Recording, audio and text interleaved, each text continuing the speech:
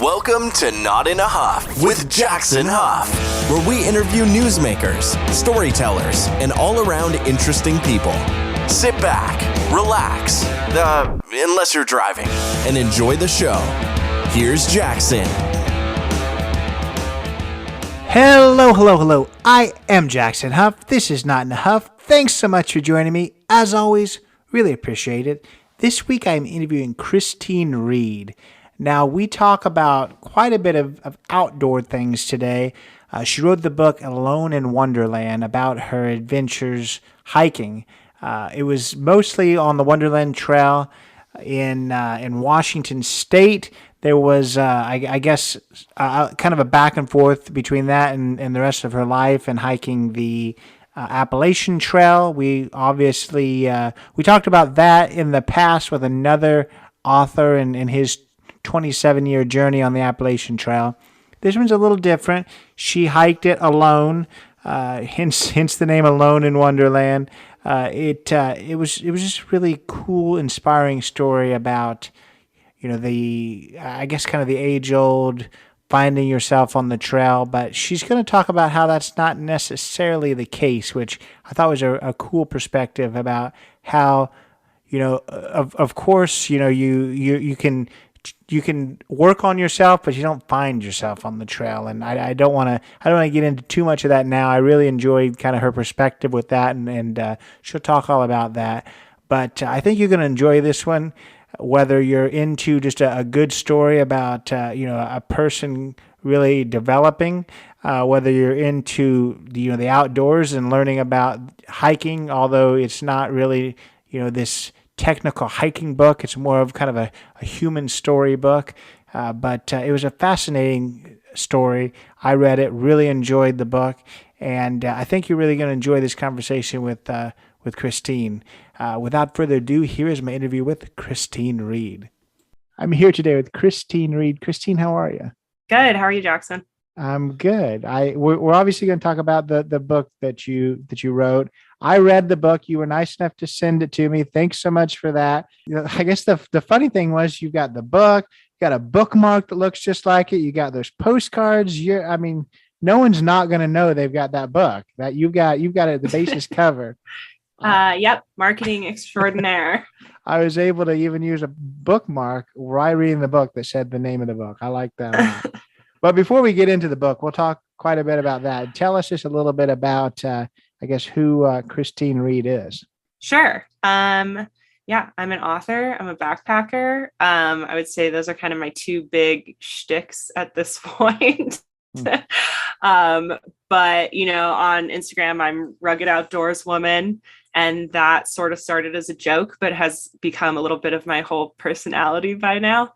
And it definitely started with backpacking, but I've gotten into running and rock climbing and just general being outdoors. And that journey of coming to the outdoors is kind of the story that I'm telling. For sure. And I think, the book kind of starts out anyways where I believe you lived in a van kind of in the beginning. I don't know exactly where you're at now.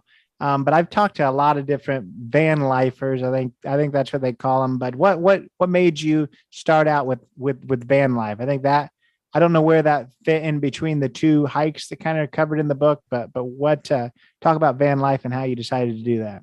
Yeah, so it's actually right in the middle. After my section of the Appalachian Trail, then I moved to Denver for a short period of time, and that's sort of when I got into rock climbing. And it's when I discovered van life, because it's really big in the rock climbing community to be a dirtbag and go around in your van. So I just was exposed to it in that community, and I thought that seems pretty cool to just not be tied down at all and have your home on your back and be able to go wherever you want to go. And I was sort of romanticizing the idea for a year or two while I was working in Denver. And then a bunch of life changes happened all at one time, and it just made sense to go ahead and give it a go. So I bought my first van in the spring of 2018. And I was traveling in that when I decided to hike the Wonderland Trail in the fall of 2018. I got you. Yeah. And the book, we were talking about like there's not a name to it. What's the name of the book?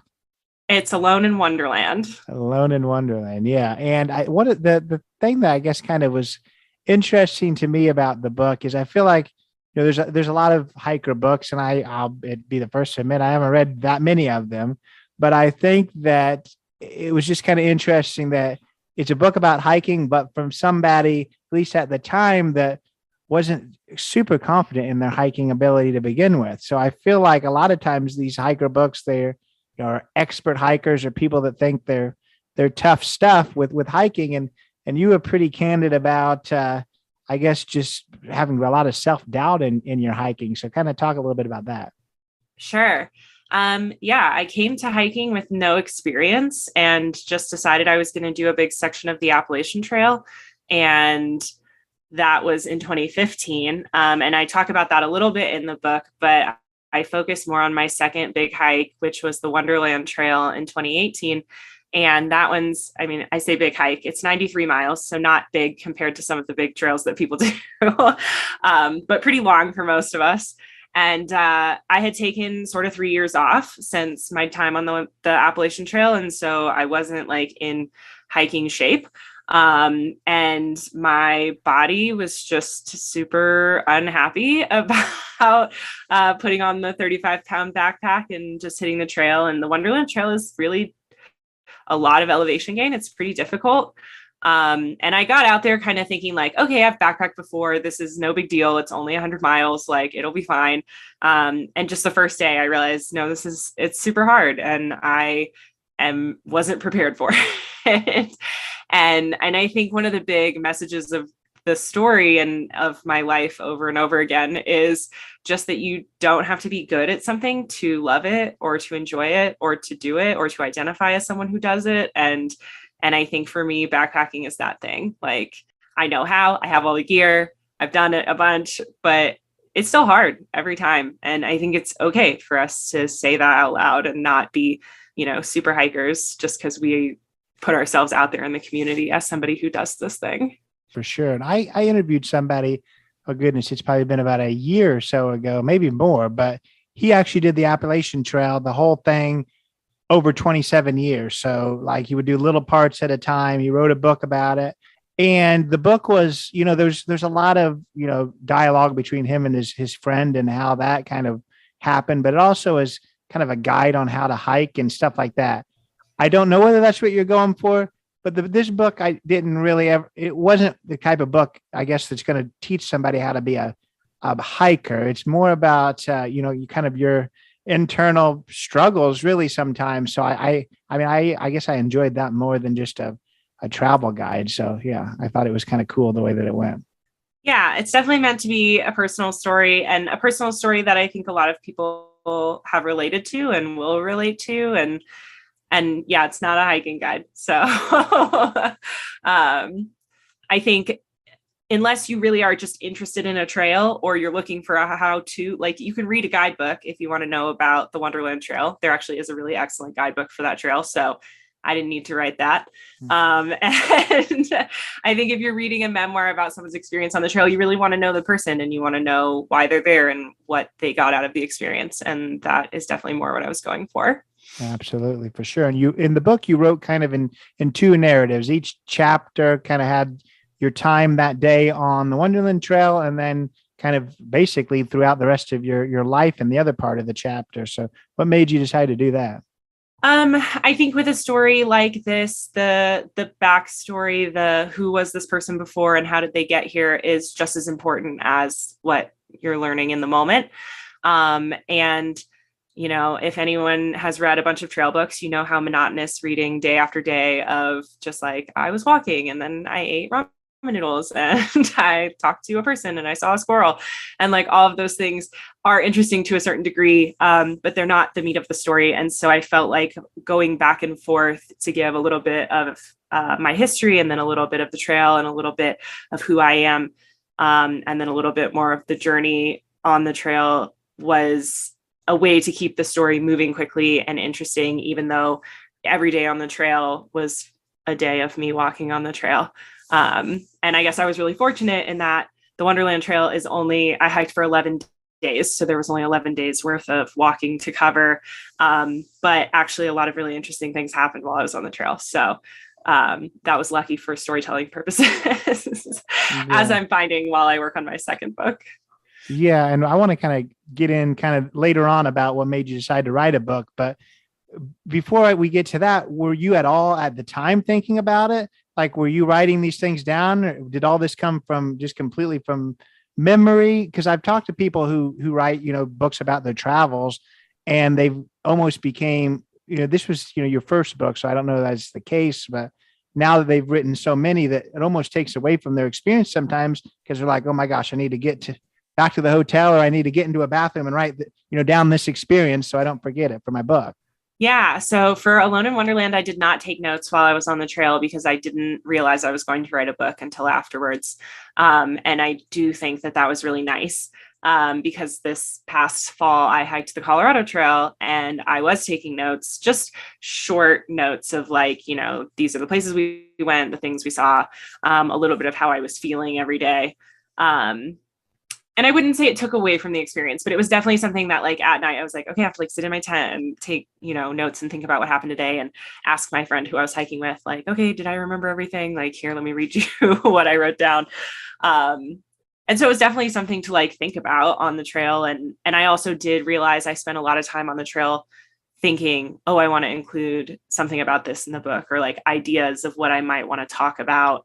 That was a lot of what was going through my head while I was walking every day, was like things I would want to include in my story. That makes sense. And the story kind of deals a lot with solo travel, and then also traveling as a solo female, and some of, I guess, the fears that come with solo travel to begin with. And then I guess maybe some added fears. That's not normally, I've talked to a lot of solo female travelers, and I never really mention that because I think you got to be kind of aware whether you're male or female or anything in between. So I don't necessarily like to kind of mention, hey, was it scary because you're a solo female? Because I think that's kind of, I don't like that. I feel like everyone will ask that question. It's kind of goofy, but talk about solo travel as a whole, and kind of just not just because I've talked to solo travelers that, go to destinations, but you're solo out in the middle of the woods on a trail. That adds just a wholly different layer to it. Absolutely. Yeah. And I think we all have the same dangers in terms of like wildlife. A bear doesn't know if you're a man or a woman. And things like that, weather and elements and just poor decision making and anything that can put you at risk when you're outdoors. And I think those risks are fairly manageable. And I definitely do, I've had people say like, aren't you scared being out in the woods alone? And it's like, yeah, to a certain degree, there is a level of fear there. But I think a lot of the things that are real dangers in the outdoors are pretty manageable. And they're things that you can prepare for and you can know what to be looking for. And at the end of the day, I don't know that I'm any more afraid out in the woods alone than I am in the city alone, because the city is a dangerous place, right? People are there. I think people are a lot more dangerous than bears. So a lot of the things that people kind of say they're afraid of when they think like, oh, going backpacking alone, really scary. I think a lot of that fear is almost ingrained in just the idea of being alone and like being alone with your own thoughts and having no one to distract you from yourself and really having to face yourself in a way, which I think is also scarier than bears. I think that's huge. That's something that I've heard before. And I think that makes a lot of sense, that people are so worried about, van life or hiking or whatever, being alone, but there's so few, less people wherever you're going to be. The odds of something happening are fewer. Maybe if something does happen, it might be a bigger issue, but the odds, just given that there's a lot less people to have an issue with than some, when you're in the city. So that makes some sense. We're going to move on to the next one. Okay. About bears. You'd mentioned, that you're less afraid of bears than, some people in the city. You did have an experience with a bear in this book. That's kind of a big, I guess, kind of scary moment. First, was that your first experience? Was that the closest experience? And have you had any more issues with bears in your travels? It was definitely the closest I've ever been to bears. And I had seen bears before on the Appalachian Trail, but from quite a distance. And so I never felt, fear seeing them kind of like running up a hillside in the distance. And I really enjoy seeing bears when I'm outside because they're beautiful. And it's also just like a rare experience and something that really makes you feel like you're in the club. Right. And so, yeah, when I saw these two bears at the campsite on the Wonderland Trail, I had been warned by the park ranger that there have been bears hanging around this campsite because it's where a lot of people day hike to. And so trash gets left there and food, and people like to feed the wildlife and do all those sorts of things. And so the bears are active in that area. So I kind of knew, but it was still daylight and I definitely wasn't expecting, them to come right up to me.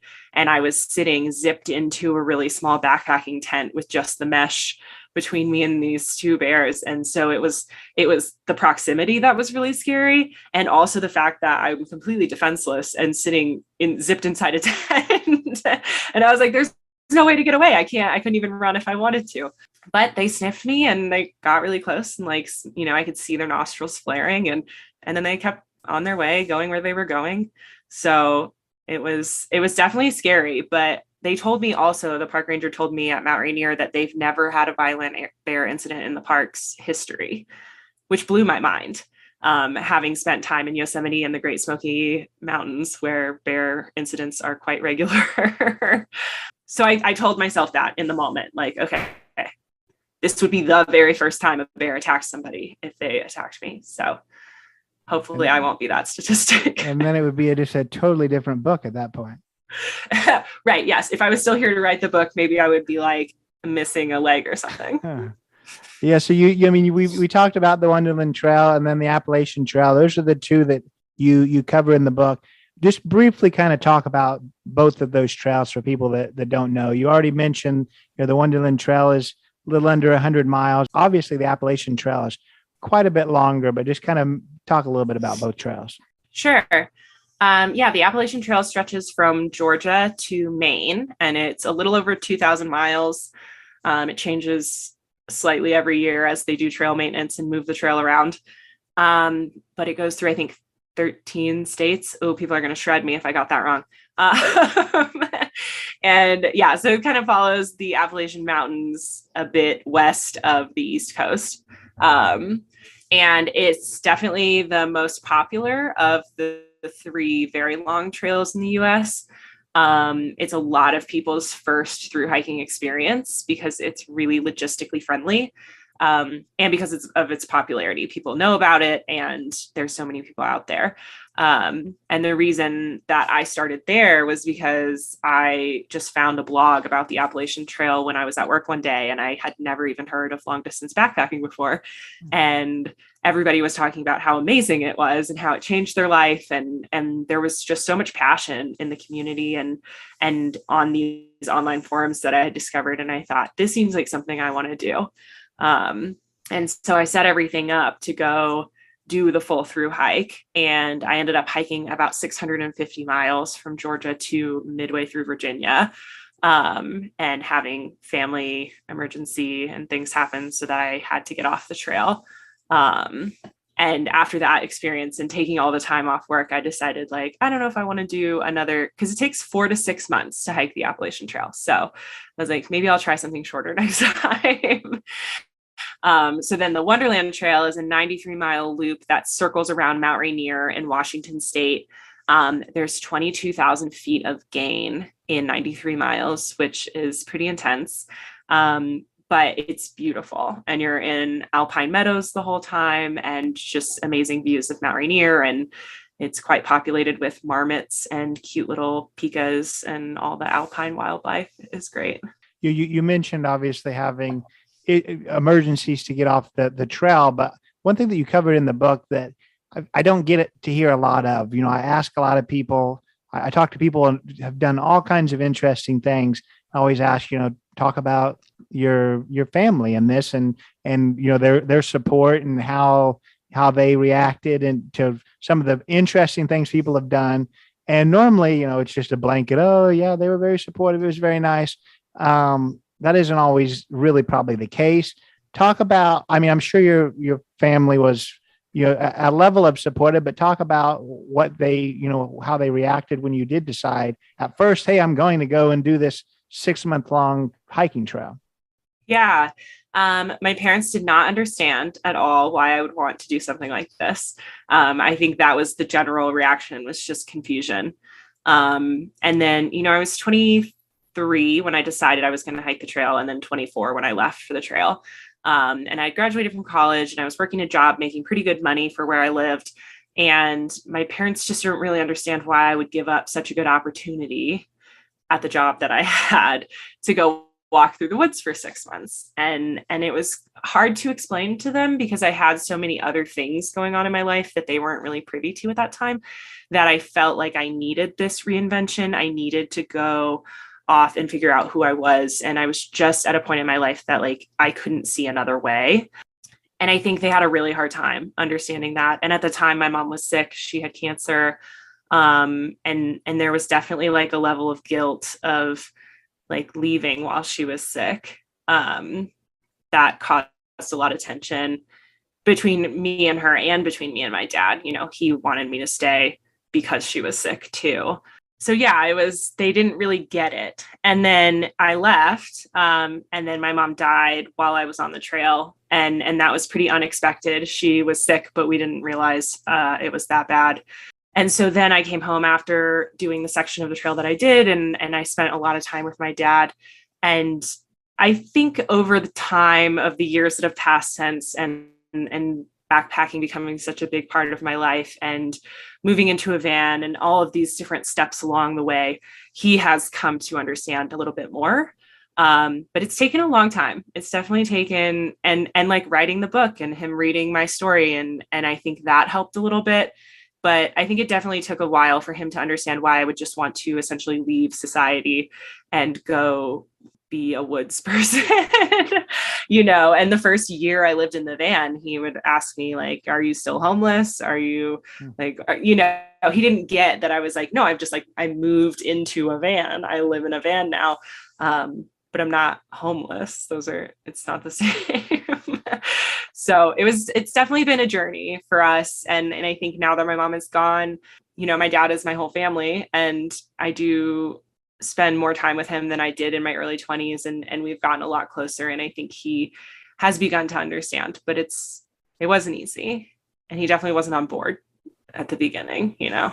Well, I honestly feel like that's, a lot of people probably have more of that experience than they let on, that their family question their decisions more than sometimes people say. So I like that you kind of, you mentioned that, and you brought it up, and you even, when reading the book, because it is kind of, it's a harsh look at your life, and then also your relationships, with your family and your dad. And at the end, I like that you even kind of wrote a letter to him. So I thought that was pretty cool. So talk about, outside of that now, kind of to a funny topic. You mentioned in the book that how much, and I think this is funny too, because I feel like I would do this. I've only ever been like a day hiker. I've never been anything any more than that. So I feel like I would totally do what you say you hate people do, which is like when passing somebody, oh, you're almost there. Apparently that's, people don't like that. So talk a little bit about that. Yeah, I think it's one of those self-conscious, self-doubt sort of things, right? Like you're walking along, probably struggling and sweating, and you're red and you're looking like you're dying. And some really nice, well-meaning person says, you're almost there. And it's just like, it's the assumption that I need your encouragement, that like, I'm not totally fine. And of course I don't look totally fine, but I want to look totally fine. And I am an experienced backpacker, and I know what I'm doing. And also you don't even know where I'm going. Like there's just so many layers of it. When somebody says you're almost there, and I'm like, I'm on a 93-mile hike. Like I'm not going just like right there. So there, there's like an assumptive level of like, you don't know what I'm doing, but there's also the assumption of like that I need your encouragement. And I know that sounds so snotty, but it's hard when you're feeling self-conscious and you're like, ugh, I know I look like garbage. And like other people are just like prancing by, like this is the easiest thing they've ever done. And then they have the nerve to tell me, oh, you're almost there. And I'm like, I'm fine. I didn't ask you. people should just say hello and nothing else, huh? Yeah. Or like, isn't it a beautiful day for a hike? Yeah. I mean, I love talking to people on the trail and I'm happy to interact. I just, anytime somebody's like, oh, you're almost there, or like, you're doing a great job, I'm like, like puts my bristles up. Yeah, I thought that was funny because I could totally see myself doing that, but I think your book taught me not to do that. So I don't think I would do that, and I don't think I have before, but I could see that for sure. So the book also talks a lot about kind of identity and finding your identity, but then at the same time, one part of the book that I thought was kind of interesting is you talked about how on these trips on the trail you're the same person starting and ending. And I feel like most of this genre, most of these hikers, basically the book is like they found themselves and they're a totally different person after the hike. That's not the case. That you straight up said I'm the same person starting and ending. So I just thought that was interesting when you do kind of transform your identity, not your identity, but who you are, but you kind of say the opposite. So yeah, I think this is an idea that I've been really mulling over a lot since I wrote the book. Is this, people talk a lot about the trail healing them and the trail providing and the trail being this participant in what they're doing. And I just think the trail is a wonderful opportunity to see ourselves more clearly. And the endeavor of doing the trail can be a personal challenge and a way to grow. And there are so many things that you can get out of the experience of the trail. But I don't think that the trail does anything for you. I think you do what you're going to do. And the trail is just a conduit, right? And so at the end, you are the same person that you started as. You might be a different version of that person, but it's definitely still something that you had in you all along. And the trail was just how you got it out. And, I just did my third long hike this past year. And that was something I was thinking about a lot on that experience, was sort of, why do I keep coming back to this? Why do I put myself through this torture on some level, but also what am I trying to get out of the experience? What am I trying to do? And I think the main thing that the outdoors and especially long distance backpacking offer is the removal of distraction. And so the you that you find on the trail is not some other you that didn't exist. It is just the purest form of you without all the other stuff that we pile on ourselves in our normal lives. And so when you remove, social media all day, every day, when you remove your job, your to-do list, your taxes, your vehicle, your stuff, your house, who are you then? And I'm not saying that no one has ever been changed by the trail, because I'm sure, people would argue that point for sure. But I think that really what is changing is how you see yourself, not so much who you are. Yeah. And I like that. I like that because I feel like there would be people that try some of these trails, even longer ones, try some of these trails that have issues they're trying to work out and think this is what, this is going to help me and shape it, which I could almost see, and I could be wrong, I could almost see it being the opposite of really hurting things, because like with some solo van lifers I've talked to, they said, in order to, be able to do these solo things, you're spending a lot of time with yourself in your own thoughts. If you're not, if you don't enjoy your own company and you don't, enjoy yourself, you're going to have a heck of a time, because it's basically just a mental thing the whole time. So I can almost see it hurting people if they think it's really just going to change their lives when they've got a lot to work out. Yeah. And I think it's really about being prepared to do the work. And when you go out on the trail, it's not about the work of putting one foot in front of the other so much as it's about the work of being in your own thoughts all day. And if you have trauma, if you have grief, if you have life decisions you're trying to work out, like the trail's not going to hand that to you. Getting those things is going to happen by like mulling over your own thoughts all day long, trying to figure these things out, facing the things that you've buried and digging them up again and doing it again and day after day, and maybe crying and maybe talking to other people and working things out. Maybe you're journaling. Like there's a lot of different things you can do along the way to help you dig through whatever it is you're trying to deal with. But yeah, it's really like at the end of the day, you could go to therapy in the city and do that same work, or you can do it on the trail, or you can start doing yoga and work through that. Like there's a lot of different ways that you can work through the type of issues that a lot of people go on the trail to try to solve. But any of those methodologies are going to do nothing for you if you're not ready to do the work. For sure. And the Appalachian Trail and the Wonderland Trail, I know you did solo. You talked about the Colorado Trail. I think you did that with a friend. So which way do you prefer? Because I could see both ways. Definitely in the book, you kind of talk about sometimes you didn't like to be with people because you wanted to go at your own pace. You didn't want to slow people down. So which way do you prefer? Do you prefer those solo hikes or do you prefer it with a buddy? There's definitely pluses to both. And I really do enjoy walking alone, and I really dislike camping alone. So I think the sweet spot is going with a partner and then saying like, see you at camp in the morning and having your day to yourself and then meeting at camp. And I think that would definitely be in the future how I would want to do things, because I do enjoy that alone time and being able to work through my thoughts and just enjoying the silence is really nice. And when you're walking with somebody, there's like a compulsion to fill the day with chatter. So yeah, I think going forward, I definitely will hike alone and then camp with people. And whether that's going with somebody and meeting at camps or just, hiking in the bubble on popular trails where I know I won't be camping alone. Yeah, I feel like that must be kind of the sweet spot for experienced hikers. That guy I talked to, he hiked the whole 27 years with one friend, and they would do that exactly. He said he was about 20 minutes faster than the other guy throughout the day. So they wouldn't hike together. They would just meet up later on. Occasionally, like if there was a pretty sight, he would just stay there and know 20 minutes later his friend would be there.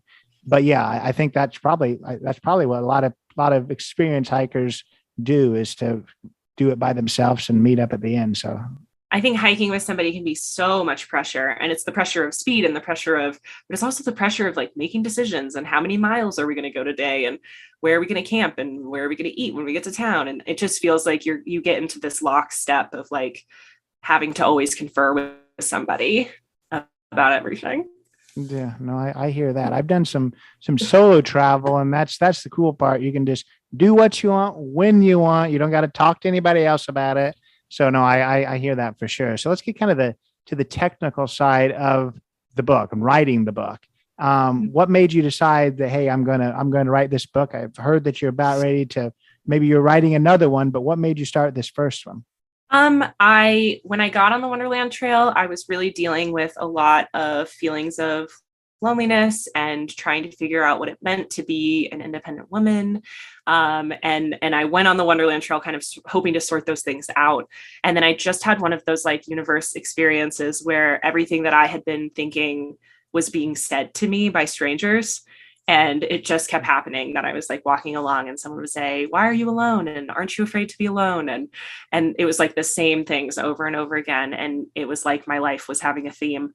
And by the time I got to the end of the Wonderland Trail, I had also talked to a lot of other hikers about their experiences of loneliness and with hiking and ideas about independence. And I realized a lot of people were experiencing the same thing I was, and that it was a story I wish someone else was telling so that I could read it and feel less alone in my experience. And I thought, I guess I'll be the person to write that story, and hopefully let other people know they're not alone in their experience.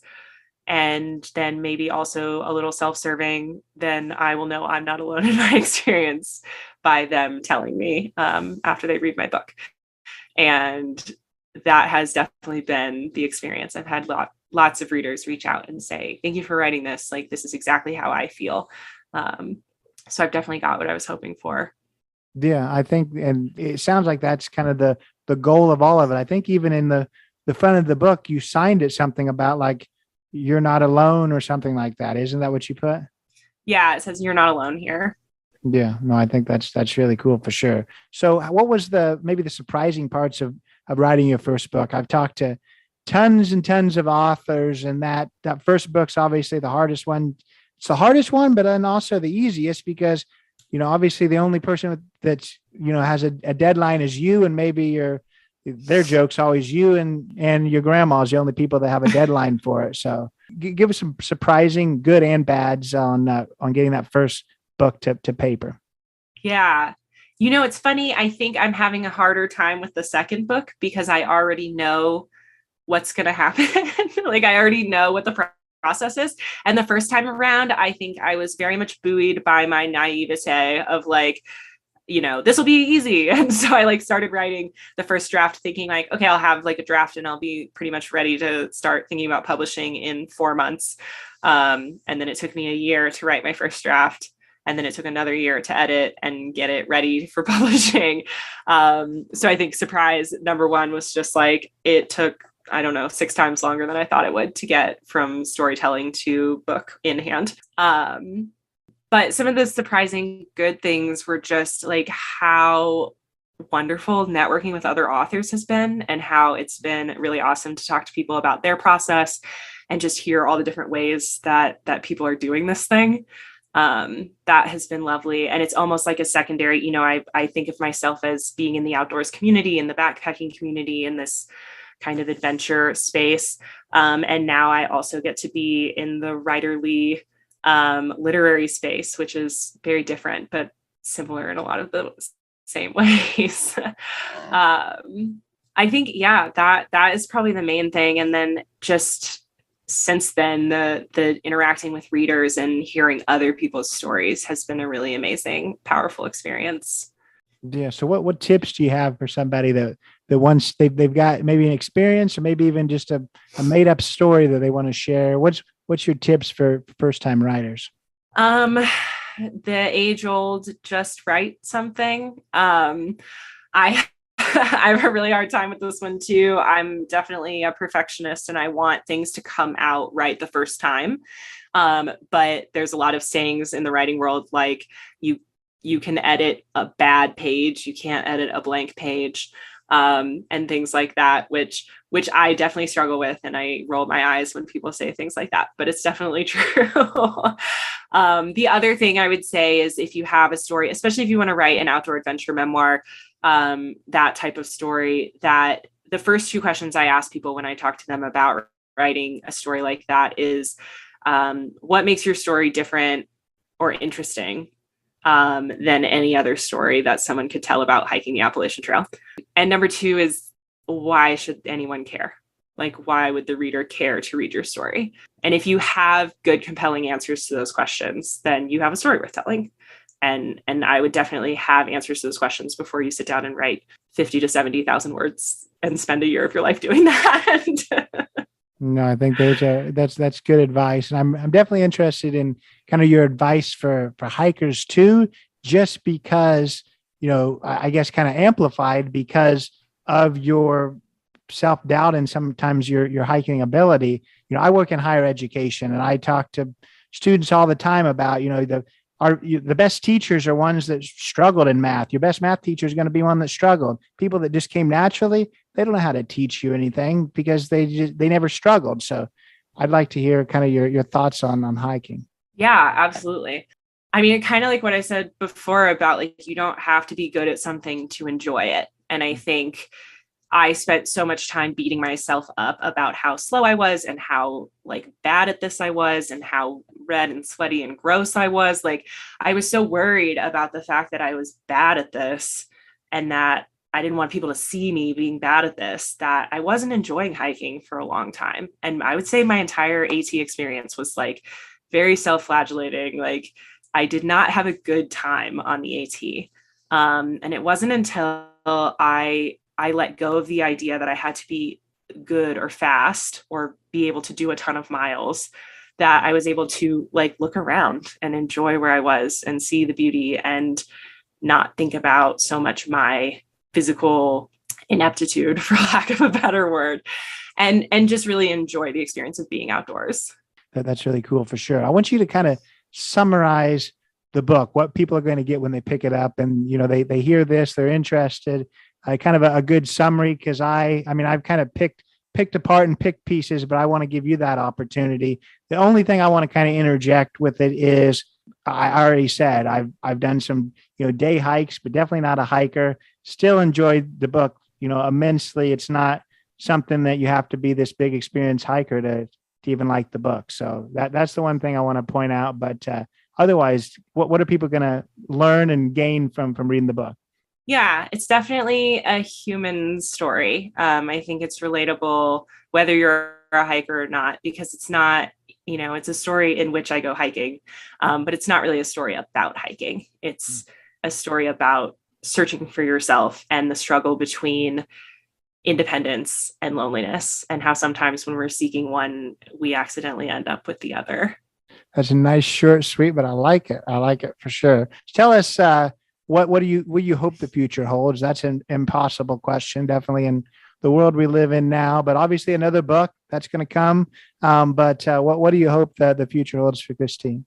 Yeah, I'm writing another book now. I would love to have it published by the end of this year. We will see. And I think I've been toying with the idea of a cross-country bike packing trip just to change it up a little bit. But I'd like to just stay active as long as I can and be out exploring the world and seeing new things and telling and listening to stories. And after I write this book, I'm going to switch to writing fiction. So I'm pretty excited about that. But yeah, definitely just more outdoor adventure, more writing. Well, two questions to that. One, I mean, this may be small potatoes for you if you're going to go all the way across the country with biking. But have you seen? Isn't there like this big trail that they go all the way across Iowa and have like a party every night? Have you seen that? I think that would be cool. I've heard a lot about this, and apparently the local farmers and such from the road that you're on will cook pork chops and come sell them to you and stuff. Yes, I think that would be super fun just because it's a novelty experience that I've heard a lot about. I don't know if I would need to eat that many pork chops, but I mean, maybe if you're biking 100 miles a day, it makes sense. Yeah, I don't know if I would do something smaller first. I'm definitely a jump in with both feet kind of adventure person. Yeah. So the idea of biking several thousand miles is pretty appealing as a first go. There you go. That sounds scary, but also, yeah, just jump into it for sure. Other thing you mentioned, you said that you want to get into fiction writing. What kind of fiction are you wanting to write? What interests you there? I am toying with the idea of still staying in the outdoor adventure realm, but writing fiction. As far as I can find, there's not a whole lot of that going on right now. So I'm still kind of looking to see what the genre contains. But I think at a certain point, you can only write so many books about your own life. And then, people are done with that. So, I want to explore other characters, other ideas of people and still stay within sharing really honest human experiences. Very cool. So tell people how they can find the book, how they can connect with you. Yeah, so I have a website, aloneinwonderland.com, where you can purchase just the book, or you can get a signed copy of the book with the fancy postcards. It is also available pretty much anywhere books are sold online. And if your local bookstore is not carrying it physically yet, they can order you a copy. So if you're a local bookstore fan, then you can definitely get it through them. And then you can follow me and come hang out on Instagram at Rugged Outdoorswoman. And that's my main social media. Absolutely. Well, it's been an absolute pleasure speaking with you. Thanks so much. Yeah. Thank you, Jackson. This is great. Yeah. So that was Christine. Really enjoyed speaking with her. Her perspective on, life and riding and hiking. Just a fascinating person, a fascinating story. Definitely urge you to pick up Alone in Wonderland. It's a cool book. I really enjoyed it myself. Just like I mentioned to her, I'm not a huge hiker, but it's a book more about learning about how someone develops, who they are, the journey that they went to get to where they are currently. It was fascinating, whether you're a hiker, somebody who likes the outdoors, or just likes a good story about personal development. I enjoyed it. I think you will too. Go check it out. Links in the show notes. Check her out too on social media. She just plugged that. That'll be in the show notes as well. Of course, check us out. Instagram, Not Enough Podcast. Give us a follow there. On Apple, whatever you got to do, subscribe. Give us the 5 stars. write a review. That's even more awesome. That would be amazing. Spotify, give those 5 stars too. But I appreciate you being here. Hope to see you next week. Take it away, Chris. This has been Not in a Huff with Jackson Huff. Thank you for listening. Be sure to join us next time where we will interview another amazing guest who is sure to make you laugh or make you think. Or hey, maybe even both. But until then, keep being awesome.